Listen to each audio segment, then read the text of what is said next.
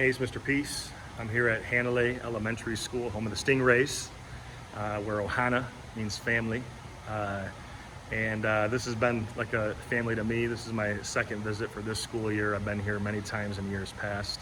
But the focus for the AM/PM students and staff today, right here in the NPR, where we usually meet, was all about perseverance, and the sub-theme being have a growth mindset.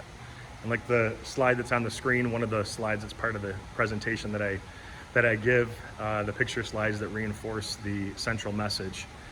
We talk about this need to change our words, how we speak to ourselves, and ultimately that will change our mindset. And we want to make sure that we're on the growth side of that mindset, not on the fixed side. Fixed is where we're kind of just always staying in the same spot. It's almost like we throw in the towel, like, I just give up, I can't do this anymore, I made a mistake, that's all she wrote. Versus the growth side, is saying mistakes are going to help me learn, right? I can always try a different way, maybe a different approach to this challenge, to this problem, to this obstacle. And we're always going to look to keep improving every day, right? Whether it's baby steps, whether it's huge steps, the end goal is that we don't play the comparison game, right? Saying that that person is smarter than me and better than me, but more like, all of us have our own talents, right? And so this idea of not giving up, not quitting, while it's not easy to shift our vision and our mindset to really start to walk into that each and every time that we approach something new. While it's not easy, it's so beneficial, right? If we can learn at a very young age, which a lot of the students came up to me and said, this message really spoke to them as well as previous presentations that I've given on other topics over the years here. I think this one's huge because, whatever we tell our brain and our heart, it's going to believe. We don't want to tell it something negative, right? We want to tell it something positive, right? The person we're going to speak to the most in our life is ourselves, and we want to make sure that that is something positive, that we start creating this healthy habit, which can take 30 days to make or break a habit, but this healthy one of how we talk kindly to ourselves, right?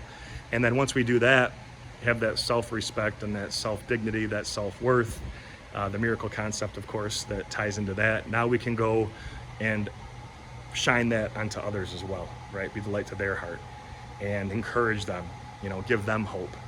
And so, of course, first and foremost, we do have to believe in ourselves, have that self-belief, get past the self-doubts, the negative limiting beliefs, replace them with positive ones.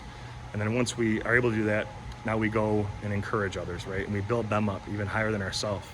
And we have the passion behind it, the right heart, the right energy, the right mentality, the right amount of enthusiasm.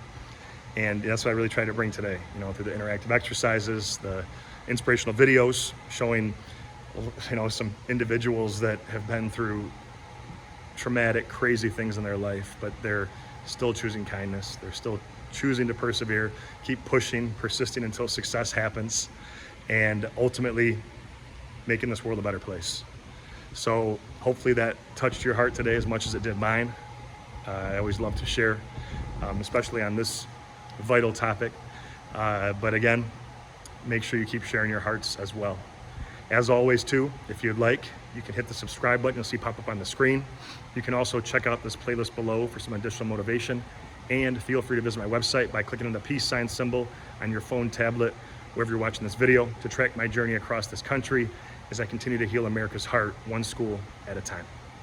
Peace.